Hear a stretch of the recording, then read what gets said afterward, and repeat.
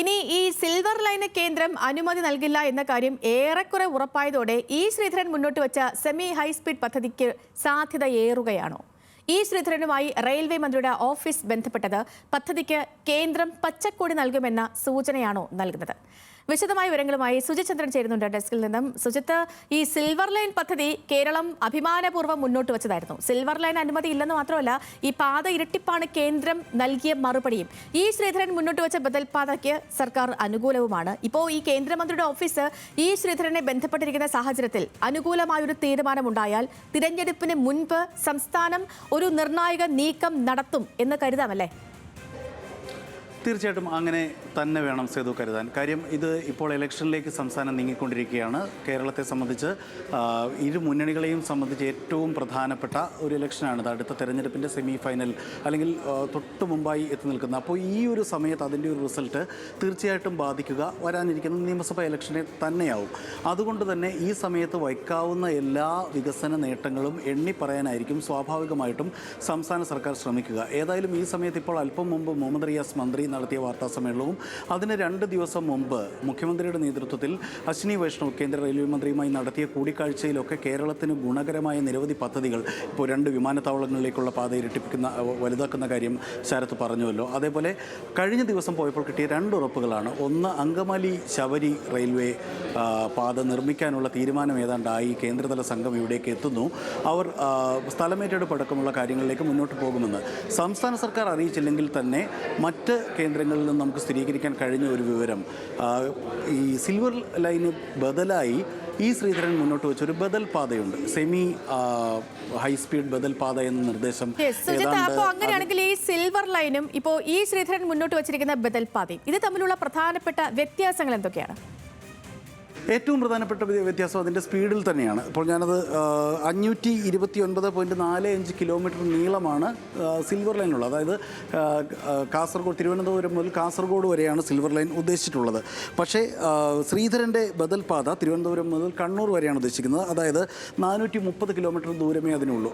Kannur to Kasaragod ദൂരം താരതമ്യേന അതിവേഗം പോകുന്ന യാത്രക്കാരുടെ എണ്ണത്തിൽ കുറവുണ്ട് എന്നുള്ളതുകൊണ്ട് തൽക്കാലം അത് നമുക്ക് കണ്ണൂർ വെച്ച് നിർത്താമെന്നാണ് ശ്രീധരൻ പറയുന്നത്. അതേപോലെ 200 കിലോമീറ്റർ പരമാവധി വേഗതയാണ് ഈ ബദൽ പാതയ്ക്ക് നിർദ്ദേശിച്ചിട്ടുള്ളത്.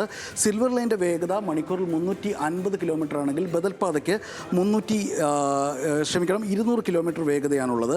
സിൽവർ ലൈന് കേരളത്തിൽ ആകെ 50-60 കിലോമീറ്ററിനിടയിലായിരിക്കും സ്റ്റോപ്പുകളുള്ളത്. 30 മീറ്ററിനുള്ളിൽ ബഫർ സോണുകളുണ്ടാവും. മറ്റ് നിർമ്മാണ പ്രവൃത്തികൾ ഈ മേഖലയിൽ, അതായത് ഈ ബഫർ സോൺ ഏരിയയിൽ മറ്റ് നിർമ്മാണ പ്രവർത്തനങ്ങളൊന്നും നടക്കില്ല.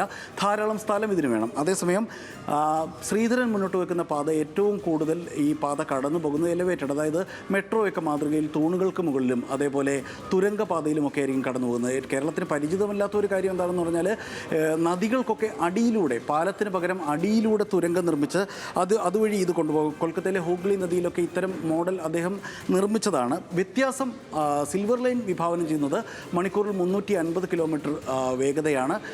ബദൽ പാത വിഭാവനം ചെയ്യുന്നത് മണിക്കൂറിൽ 200 കിലോമീറ്റർ വേഗതയാണ്. സിൽവർ ലൈനിൽ 60-50 കിലോമീറ്റർ ഇടവിട്ട് മാത്രമേ സ്റ്റോപ്പുകൾ ഉണ്ടാവൂ. അതേപോലെ ശ്രീധരൻ മെട്രോമാൻ മുന്നോട്ട് വയ്ക്കുന്ന ഈ ബദൽ നിർദ്ദേശത്തിൽ 20-30 കിലോമീറ്ററിനിടയിൽ സ്റ്റോപ്പുകൾ ഉണ്ടാവും. അതായത് അതിവേഗ പാത തന്നെയാണ് രണ്ടും.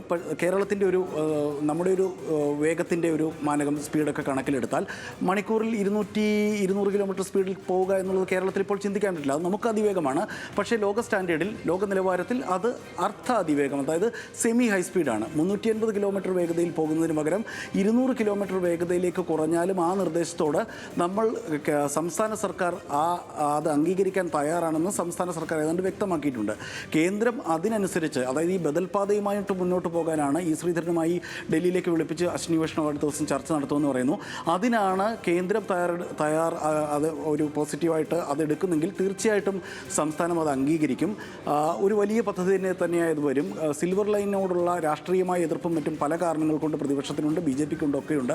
അതുകൊണ്ട് തന്നെ വേഗം അല്പം കുറച്ച് സ്റ്റോപ്പുകൾ അധികം കൂട്ടി തുരങ്കത്തിലൂടെയും അതേപോലെ പാലത്തിന് മുകളിലൂടെയും നദികൾക്കടിയിലൂടെയും ഒക്കെ ഈ പാത നിർമ്മിക്കാമെന്ന മെട്രോമാൻ്റെ നിർദ്ദേശം കേന്ദ്രം പരിഗണിച്ചാൽ പൂർണ്ണ മനസ്സോടെ സംസ്ഥാനം അതിന് യെസ് പറയാൻ തന്നെയാണ് സേതു സാധ്യത, പ്രത്യേകിച്ചും ഈ ഒരു സാഹചര്യത്തിൽ, ഇലക്ഷൻ്റെയൊക്കെ കൂടിയൊരു സാഹചര്യത്തിൽ.